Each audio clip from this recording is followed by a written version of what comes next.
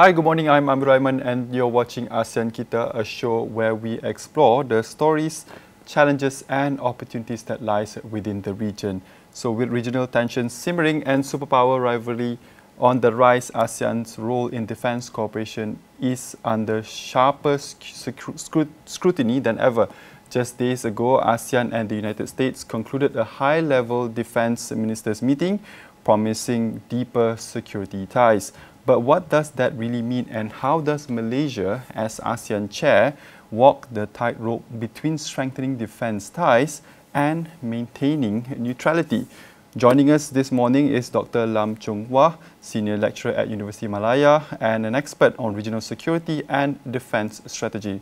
Dr. Lam, thank you for being with us. Let's start with the headlines for the average viewer who doesn't follow every ASEAN statement.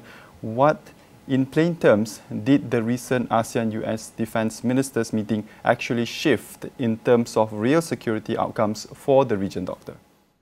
Yeah, good morning to everyone. Thank you for having me here. In plain terms, actually, it means that ASEAN and the United States, they wanted to maintain and also to preserve their traditional defense links, and also their cooperation and also friendship. And previously, we are all worried that the new administration, which is a Trump administration, he would not pay attention on ASEAN. So right now, after he sent his defense secretary to ASEAN to attend the Shangri-La dialogue, and then had a meeting together with all the ministers, defense ministers from ASEAN, then I think we have cleared the doubt that yes, the United States, they are committed to have a cooperation with us. And I think we will still maintain the friendship and also the partnership together with them also. And according to the United States, the Secretary of Defense is read out. He said that yes, he reaffirmed the U.S. Enduring commitment to working with ASEAN and also support for the central role of ASEAN.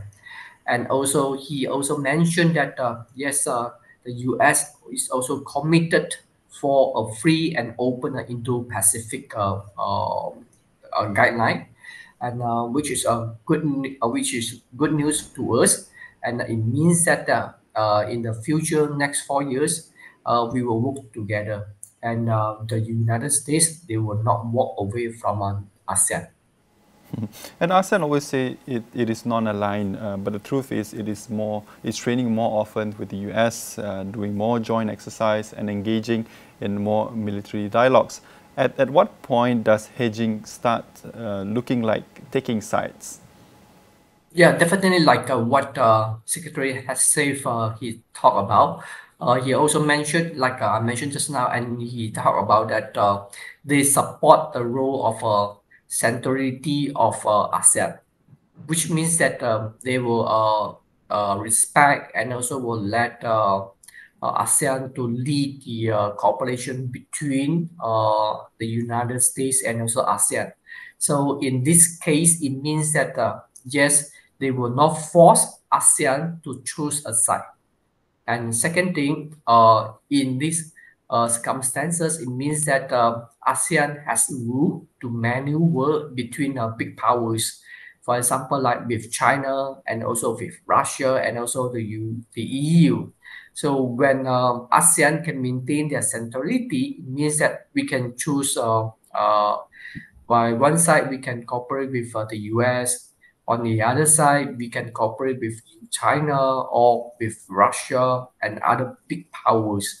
And in this line, it means that we can maintain our hedging strategy, and as well as we can maintain our equidistance with big powers. Means that for the United States, with the United States, we can maintain maybe kind of a distance with them, and with China, with a certain distance with them also. We are not pro China, we are not pro the US, we are not pro Russia.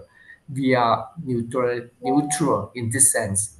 So since the US Secretary has said he recognized our centrality, it means that our hedging strategy can be maintained. Doctor, you mentioned that just now that ASEAN is not pro-China or US or pro-Russia, but perhaps do you see any members of the region or the bloc are already leaning a bit further than the rest? Yeah, definitely. The Philippines is kind of, a daughter with this our position that they chose to side the U.S.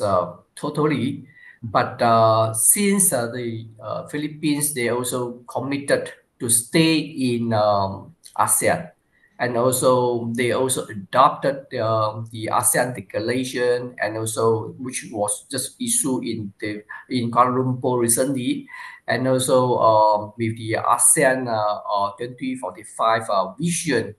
And in this 2045 vision, it mentioned that all ASEAN member states are committed to maintain and preserve zone of peace, freedom, and neutrality, which was championed by Malaysia.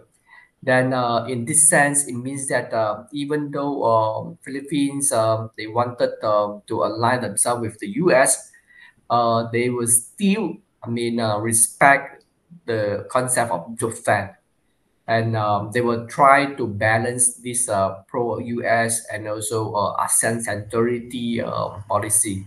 So I wish and also I foresee that they will,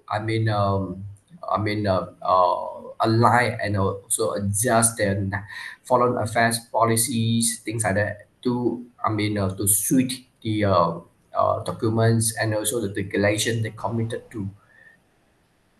And other than that, other ASEAN members, they are all committed to ASEAN vision, which is ASEAN which 2045 vision, and also Kuala Lumpur Declaration. Doctor, let's bring this closer to home as ASEAN chair. How can Malaysia gain tactically and diplomatically from stronger US defense ties without appearing to alienate Beijing? Yeah, definitely. We have a strong cooperation ties with Beijing, and in this sense, we just concluded the ASEAN plus Gulf Cooperation Council as well as China Summit. And after the conclusion of this summit, we have issued one joint statement, and in this joint statement, we reaffirm our cooperation, and also we reaffirm our equidistance policy also, which means that we will not pro China, and also we will not pro US, and also Beijing also respect our ASEAN centrality policy. So in this sense, Beijing is open to this cooperation, this type of cooperation, and it means that they will commit to further, deepening our defense ties and also economic ties also. So I don't foresee that our traditional cooperation partnership with US will jeopardize our cooperation with Beijing. I don't see in this sense. Yeah. Doctor, we know that diplomacy often happens quietly so perhaps over the 6 months, what are behind the scenes diplomatic tools or outreach could Malaysia use to help keep both Washington and Beijing engaged while avoiding the accusation of being biased at the same time? Okay, for example, like our Prime Minister, Dr. Suri Anwar Ibrahim, mentioned that even though the US they did not send any high representative to attend our ASEAN meeting, our side is committed to meet the US side. And our Prime Minister, he mentioned that even the future meeting can be arranged according to the US, the available time. And we are also, able to go to Washington to meet them, to meet with their president, and also maybe their the high level officials. So it means that yes, we are committed to maintain this partnership with US, and also yet in this sense we also in our Kuala Lumpur declaration and also ASEAN Vision 2045, we committed to preserve our AOIP, ASEAN Open International and Open Indo-Pacific policy. And in this kind of policy, which is to suit and also to align with the US and also Japan, their policy, also their foreign visions. So in this sense, we are committed to maintain this relationship with the US-led rules-based world order. And on the other hand, we also committed to further our cooperation with even Russia and also with China and in a multi spectrum of cooperation. So I think we so far we have managed to engage big powers and also superpowers in a very balanced way and also in a kind of healthy way also. And Doctor, we keep hearing that ASEAN is only as strong as it is its secretariat, but it's often criticized as too weak to implement or enforce anything. Is it time for Malaysia to lead the call for a better funded or more empowered defence coordination unit inside the secretariat itself? Yeah, definitely. Actually, I echo with the calling, and definitely, it is time to level up the capability and also the coordination capacity of our ASEAN Secretariat. And as far as I'm concerned, right now, ASEAN Secretariat only staffed with 200 people, and definitely it's not enough to carry out a lot of programs and also projects and entrusted by ASEAN. And yes, but expanding the workforce, definitely it will consume and also to have more fun. And given the financial constraint by ASEAN, we are all nearly all of us are not developed countries, and except for Singapore and also Brunei. And financial, budget will be the big obstacle for us to expand the ASEAN Secretariat. And second thing, actually, in our ASEAN, structure or architecture, we don't, empower ASEAN Secretariat to carry out more, work or other jobs. So if we wanted to expand ASEAN Secretariat to let them to have more, capacity to have more work to carry out programs, then we have to change our current ASEAN structure and also architecture.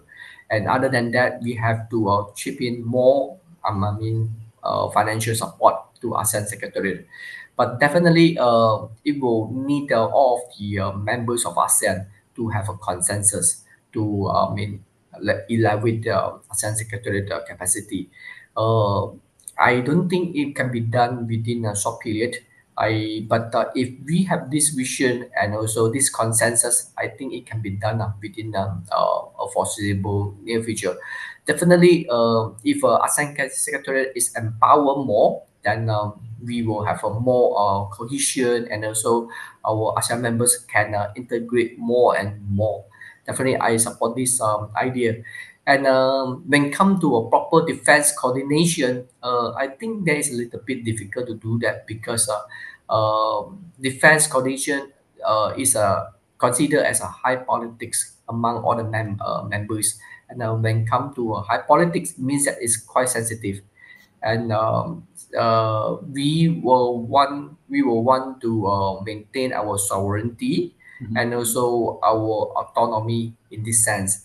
So it is more proper for us to take a stage step by step ways to evaluate our defense and coordination because we have to have more confidence building and also to reach consensus because without consensus ASEAN cannot move forward.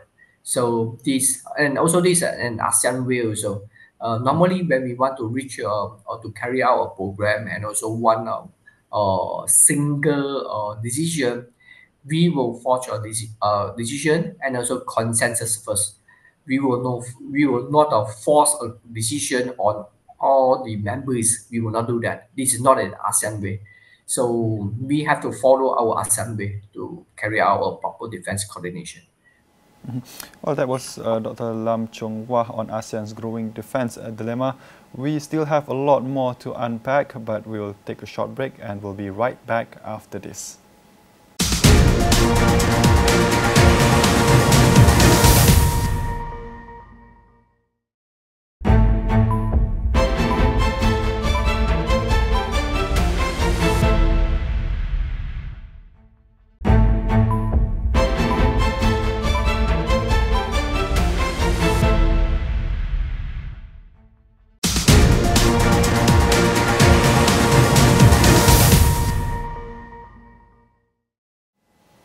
Welcome back to ASEAN Kita. We're continuing our discussion with Dr. Lam Choong Wah on ASEAN's growing defense dilemma and how Malaysia, as chair, can help guide the region through tough, turbulent geopolitical waters. Now, Doctor, now to the South China Sea, still one of the biggest sources of tension within the region. What is the most practical and low-risk measure that ASEAN could take this year to reduce the chance of accidental conflict? Are we talking about shared sea lane agreements or perhaps a real-time naval hotline or regular joint patrols, Doctor? All right, when it comes to the South China Sea dispute, definitely it is a very, very sensitive issue. And also we all member states, within ASEAN, we have different approaches. And however, there's one binding, policy that we adhere to, which is South China Sea Declaration of Conduct, which are for agreed upon in 2002. And this document had already set out the calculations and also what we can do on what we cannot do. So, however, this document or this declaration is not carried out properly. And also, not every one of the members, including China, including the Philippines, they respect this this document and also declaration fully. And for example, like flashpoint that a confrontation between China and also Philippines, it had already attracted a lot of observations and also a lot of attention from not only this region and also the all over the world. I can see that in this dispute or this confrontation, China is taking a very, very cautious step not to elevate or not to elevate the holding. And they just maintain at using water cannon and not to use hot weapons. And if you use hot weapons, then the whole thing will escalate. So so far from 2023 until 2025, and no single bullet was fired. So I think the whole thing is still in a manageable situation. So I think this situation will continue for a while, but we have to do more to maintain and also to preserve stability within this region. For example, like our host, you mentioned that she shared sea lanes and a real-time hotline. And actually, we already have a real-time hotline among all the members. And we have a real-time hotline among together between China and also with ASEAN. And this already set up within their navies and also their maritime enforcement agencies. And the problem is we have a big difference when it comes to sovereignty, when it comes to our sovereign claims. And sometimes we declare that this part belongs to us, that part belongs to you, and something like that. We have a big difference in this sense. And even we have a quarrel among our ASEAN member states also. So in this sense, we ASEAN, we have to find our own consensus first. Like I previously I mentioned that the Philippines, their policy is to align with the US, and on the one hand, and on the other hand, they also committed to maintain ASEAN centrality and also ASEAN neutrality also. So for the Philippines, um, they have to, to implement what they are committed to, and also to also come back to ASEAN way to solve our problem, not to use the kind of maybe a more little bit aggressive manner. So means that they always use the kind of more provocative manners to provoke China. So in this sense, they have to take more practical steps, like to tone down the confrontation with China. And other than that, China also they wanted to approach with the Philippines to talk and also discuss and to manage their dispute. So I do welcome them to have a more proper and also more peaceful discussion in this sense.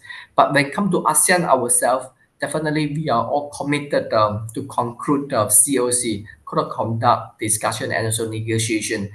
We all, including China, we are all committed. But the problem is on a certain terms, we are not having any consensus. So I think it will take time. It will take time to conclude the discussion of COC. When the COC Code of Conduct is concluded, I foresee that this COC will be a binding document, and it will bind all of the behaviors and also our activities in this the South China Sea. That's on South China Sea, and we have also another issue, which is Myanmar, that continues to dominate ASEAN's internal political agenda. Doctor, do you believe that taking tougher actions against the junta would help ASEAN's overall credibility on defense and security, or perhaps would it divide the bloc even more? All right. When it comes to Myanmar issue, when our your host you mentioned that about we should take a tougher action on Myanmar, but then the question is what kind of steps we can take. For example, like do we want to take to sanction them, or do you want to to interfere their domestic politics? So when it comes to the first questions, do you want to sanction them? I think in ASEAN, nearly all of us we are developing countries. Actually, we don't have many cards. I think in this sense, we don't have many cards to sanction them or to influence them also. And on the second questions, when it comes to interference, we all ASEAN members are committed not to interfere individual member states' domestic politics. So in this sense, these two questions already rule out the possibility of ASEAN to take a tougher action on Myanmar. But we ASEAN, we have our own way to solve this Myanmar issue, which is we try to bring two sides, from Myanmar junta and also PDD force to come together to have a discussion, to have to talk to each other. And currently, the both sides, those belligerent sides, both of them they did not talk to each other. So the first thing we want them to talk to each other. And also, for the time being, we ASEAN also had already put forward the 5-point consensus policy. So we call upon the both sides to adhere to a 5-point consensus. And this 5-point consensus should be the ground and also the basic to reach the peaceful solution and resolvement for this resolution for this crisis. And definitely, since ASEAN, we are not going to interfere their domestic politics, and it is going to take time. And currently, our Prime Minister, Dr. Seri Anwar Ibrahim, he had acted actively, and also he had also appointed previous our former Thailand Prime Minister, and also to help us to discuss and also to approach certain Myanmar leaders. So it's not going to, I mean, to be solved within a days. And however, definitely we are taking steps on the right path. Doctor, as we head toward the next summit, what's one obvious or perhaps tangible sign that we should look for that tells us that ASEAN defense cooperation is actually working, Doctor? Yeah, definitely. Our ASEAN, maybe defense and also military cooperation, we need to enhance it. And currently, actually, we already conducted several multilateral defense and also military exercises together. And under the umbrella of ASEAN political and also security community, we are committed, I mean, to maintain this region in peaceful and also in a stability way. And however, like I mentioned a couple of times just now, that we nearly all of the ASEAN members, they are developing countries, and our development stage is also different. So in this sense, we if we want to have more military cooperation, means that we have to chip in more, I mean, to upgrade our military capacity. So in this sense, it means that we have to expand our defense budgets. Definitely, it will, have a little bit problem in every individual state. And like for example, like in Malaysia, actually our defense budget is not as big as others, and nearly yearly we just maintain our defense budget at around 17 or 18 billion of ringgit, and actually it already accounted for nearly 1% of our GDP. Definitely, it's not enough. We have to expand our defense budget to upgrade and also to keep up with the defense and modernization. But however, on the other hand, we have to also look into our financial constraints, and we want to have more guns or we want to have more butter, and these are the choices we have to make. And eventually our country, we have decided to, maintain our economy first, and also to stimulate our economic growth first. So in this sense, we decided not to put in so much financial budget in defense sector. So I think this is the same situation faced by other countries, especially against the backdrops of trade war, and also the world uncertainties in economic development. So all of us, we will not put in so much resources in defense sector.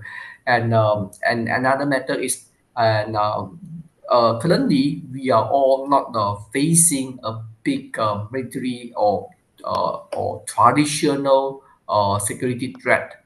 So if we are not facing a big or imminent security threat, means that we will not put more and more resources in our defense sector. So definitely, when come to have more military cooperation among our members, it will take time. Definitely, it will take time. And but so far, on policy wise, we are taking the right step lah, that we will slowly enhance our defense coordination and also multilateral cooperation step by step, from joint military exercises to joint defense planning, or maybe to have a more and more coordination in near future. Well, we'd like to thank Dr. Lam Choong Wah, Senior Lecturer at Universiti Malaya and an expert on regional security and defense strategy, for helping us unpack what's at stake and ASEAN's evolving defense partnership and the delicate role that Malaysia must play in balancing strength with neutrality. That's all the time that we have on ASEAN Kita today. I'm Raymond. Thank you for watching and see you next time.